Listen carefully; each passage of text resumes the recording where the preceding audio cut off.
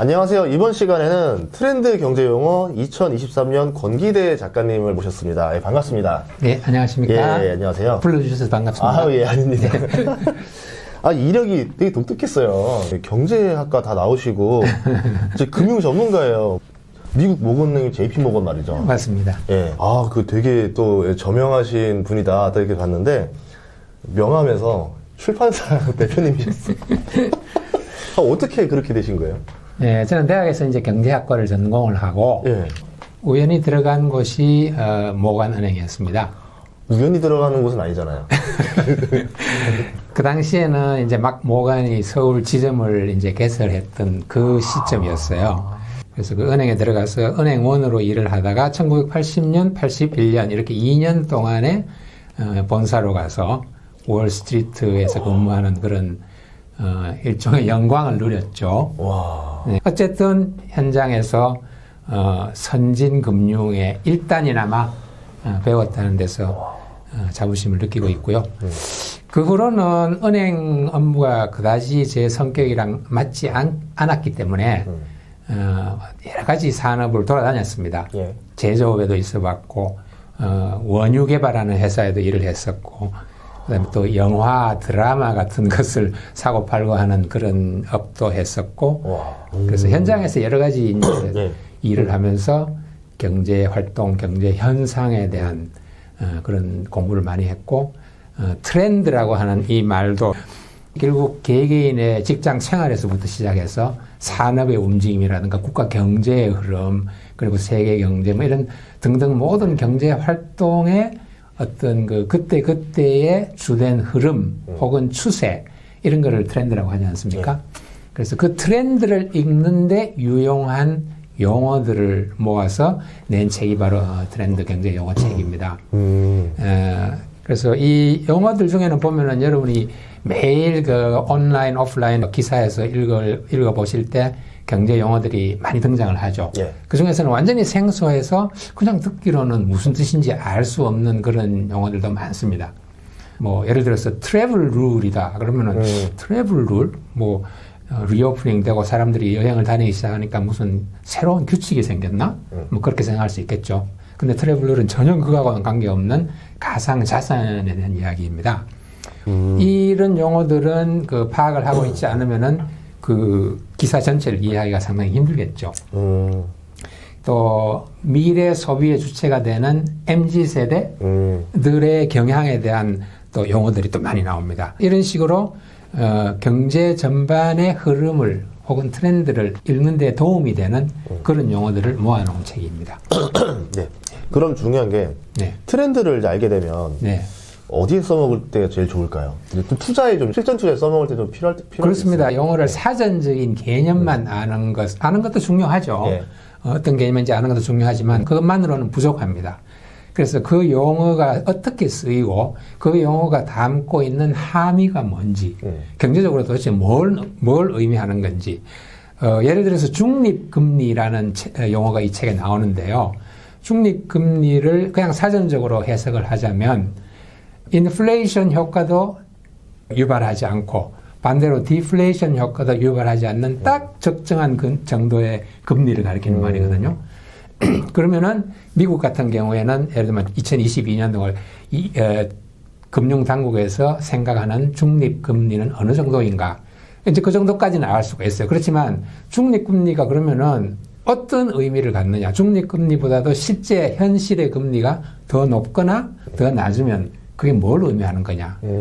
이런 식으로 용어 자체의 개념을 뛰어넘어서 그것이 경제 활동, 경제 현상, 그리고 나아가서 개인적으로는 내 투자 활동에 어떤 영향을 미치느냐. 뭐 그런 것들을 파악하는 것이 더 중요하기 때문에 이 책에서도 그런 그 implication, 함의를 지적하는데 조금 더 중점을 뒀습니다. 예. 또 실제로 또 투자를 적용할 수 있는 트렌드니까 아무래도 그렇죠. 좀 활용하기도 좋다는데 그러면 투자는 주로 어떤 걸 위주로 하셨었어요? 예, 한 12, 13년 전부터 저는 사실 이제 주식 투자를 조금씩 이제 늘려 나왔고요. 예. 한창 이제 규모가 좀 컸을 때는 한 30억 가까이, 그리고 이제 적게는 한 10억에서 15억, 이렇게 이제 유지를 해 왔었는데, 와. 작년도에 저희들이 이제 그 건물을 하나 실제로 신축을 해 봤어요. 3월부터 한 12월까지니까 거의 한 9개월에 걸쳐서 7층짜리 건물을 지었는데, 이제 다 짓고 나서 임대까지 다 마치고 난 다음에 어느 정도의 가치를 인정받느냐, 이런 것들을 조사해 본 결과, 부동산도 상당히 높은 수익률을 올릴 수 있는 길이 있겠다. 어떻게 보면은 주식보다도 더 좋은, 물론 시간은 조금 더 많이 걸릴 수가 있겠죠. 그렇지만 주식보다 더 좋은 수익률을 올릴 수도 있겠구나 해서 부동산 투자에도 지금 상당히 관심을 많이 주고 있는 상황입니다. 우선 주식 규모에서 놀랐네요. 그러면 제가 네. 두 가지 여쭤볼게요. 네. 주식이랑 부동산이랑 해서. 네. 그럼 이제 증시 상황 어떻게 생각하세요? 투자를 실제로 하고 계시면서 트렌드를 보시니까, 예. 야, 내년에 좀 어떻게 해야 되겠다, 뭐 이런 거 있으세요? 이제 2019년 이후부터 사실은 제가 주식 투자란 이런 것이고 주식 투자에 정말 맛을 느꼈다 할 수 있는 그런 기간이 이제 2019년 이후라고 저는 보는데요. 특히 20년부터 우리가 이제 잘 아는 코로나 팬데믹이 시작된 그 순간부터 2022년 말까지 요 기간 동안에 주식 시장이 상당히 흥미로웠습니다. 왜냐하면은 이 기간 동안에 주식 시장에 가장 큰 영향을 미친 것은 경제 외적인 요소였습니다. 코로나라는 자체가 벌써 경제 외적인, 그리고 아무도 예측하지 못했던 그런 사태였고, 또 팬데믹 이후에 예전에도 뭐 지속은 되어 왔지만 미국과 중국의 갈등, 패권 경쟁, 이것도 경제와는 사실은 관계 없는 요소거든요. 근데 그게 경제에 막강한 영향을 또 미칩니다. 그러더니 2020년 들어와서는 어땠습니까? 러시아가 우크라이나를 침공하고 그 역시 또 막강한 경제에 대한 영향을 미쳤습니다. 충격이었죠.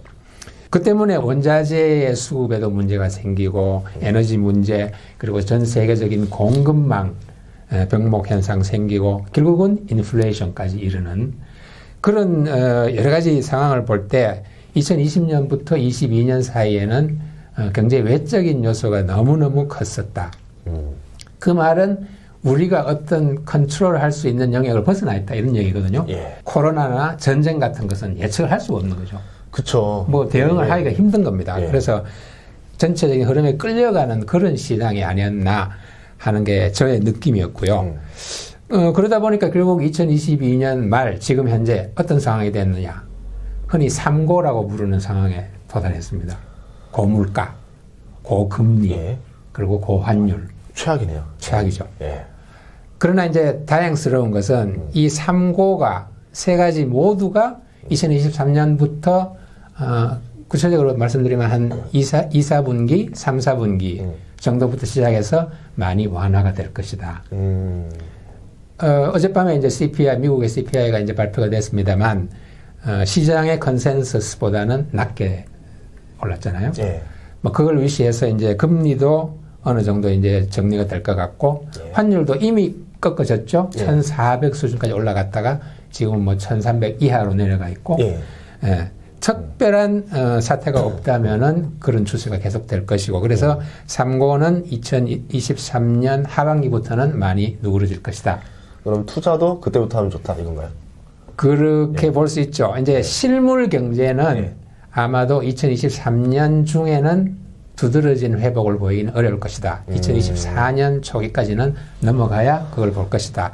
그러나 주식시장은 여러분들이 잘 아시다시피 한 5, 6개월 이렇게 선행을 하기 때문에 내년 한 하반기부터는 활발한 주식 거래가 이루어지지 않겠느냐. 그리고 회복세가 두드러지지 않겠느냐.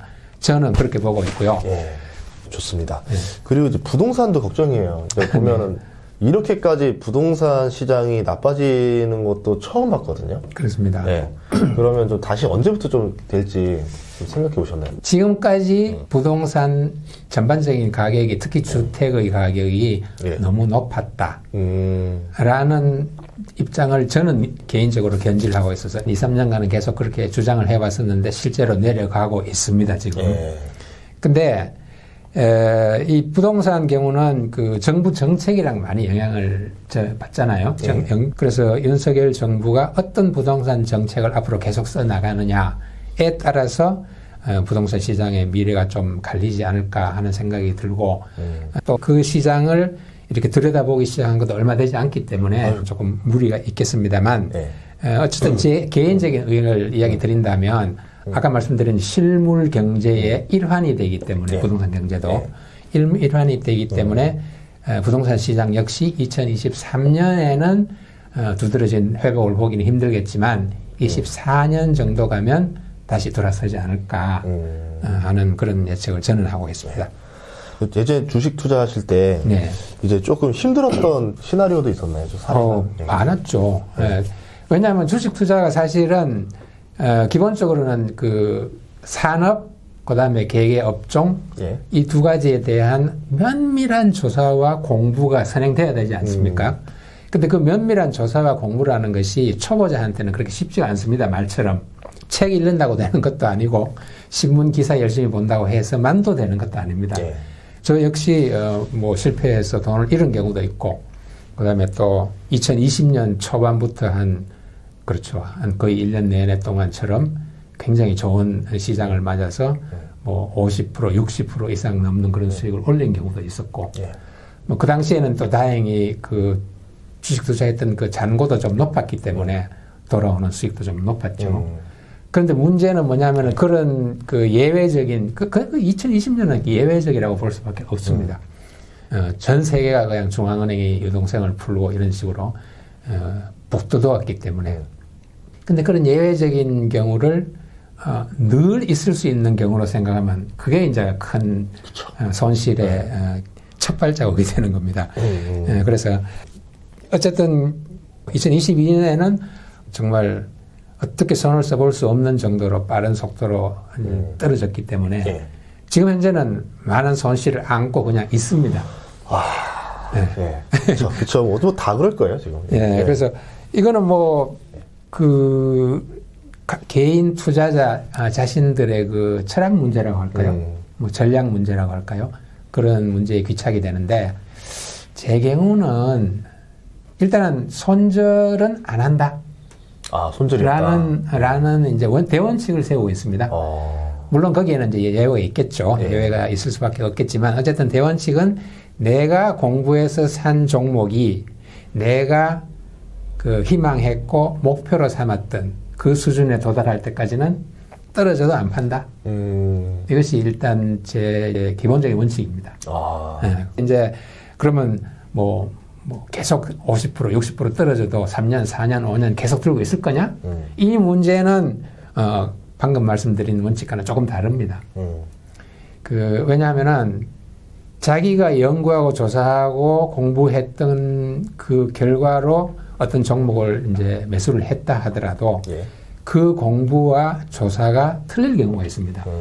항상 자기가 오를 수는 없잖아요. 그렇죠. 예를 들면은 한두 달 안에 그게 이거 틀렸네? 이렇게 말할 수는 없는 거지만 1년 지나고 2년 지나고 계속 개선이 되지 않고 계속 그런 그 모양으로 남아있다.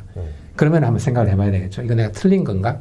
경쟁사와의 그 비교도 해보고 또 다른 산업과의 비교도 해보고 전반적인 여기서 말하는 트렌드, 추세와도 비교를 해보고 이건 내가 틀렸구나.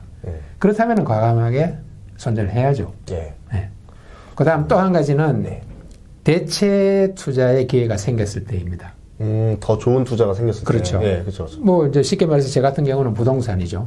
부동산 투자를 하기 위해서 이런 자금의 수요가 생겼다. 그러면은 내가 갖고 있는 현금이 부족하다? 그러면 어딘가에서 끌어와야 되는데 은행에서 레버리지, 부채를 일으킨 그 외에는 자기가 또 마련을 해야 됩니다. 그러면은 이제 주식 투자에 있는 일정한 종목을 이제 팔고 나오는 거죠. 그런 경우에 예외적으로 손절을 이제 허락을 하는 거죠. 바로 그것이 이제 제가 채택한 이제 투자 원칙입니다. 아니면 좀 트렌드에 좀 따라서 투자했던 주식은 있으세요? 예를 들면 바이오 같은 경우, 바이오 분야가 이제 처음 제가 기억하기로는 한 5, 6년 전만 해도 한국의 바이오 섹터가 2015년, 16년 굉장히 좋았지 않습니까? 근데 그게 사실은 그 전에 20년 동안 계속 그게 쭉 어떻게 사람들의 관심을 끌어왔던 경우가 아니잖아요. 거의 뭐 한 2, 3년 사이에 갑자기 바이오라는 것이 이렇게 두각을 나타내는 그런 경우였잖아요. 근데 그때 이제 제가 운 좋게도 막 이렇게 치고 올라가기 직전에 그런 걸 투자를 해서 좀. 근데 바이오를 운 좋게도라고 말씀하시지만 실제로 바이오 투자하는 사람들이 공부를 얼마나 많이 하는데요. 그건 그렇습니다. 예. 그러니까 이미 벌써 그 기업의 그 약에 대해서 아마 신약일 것 같은데 신약에 대해서 분석을 열심히 하시고 확신이 와서 투자를 한 거잖아요. 네, 그렇습니다. 그 자체가 어떻게 보면은 그 투자의 어떻게 보면은 그 기본 딱 그건 것 같아요. 자, 그럼 이제 트렌드에 대해서 한번 좀 여쭤볼 건데 어쨌든 우리는 이제 돈을 벌어야 되는 건 넥스트잖아요. 그렇죠. 과거는 중요한 게 아니고. 자, 그러면은 이제 2023년 좀 트렌드를 주도할 만한 업종 어떤 게 있을까요? 제일 먼저 주목해야 될 트렌드. 이렇게 이제 이 경우를 이제 저도 이제 가끔 질문을 받아서 주로 저는 뭐라고 대답하냐 하면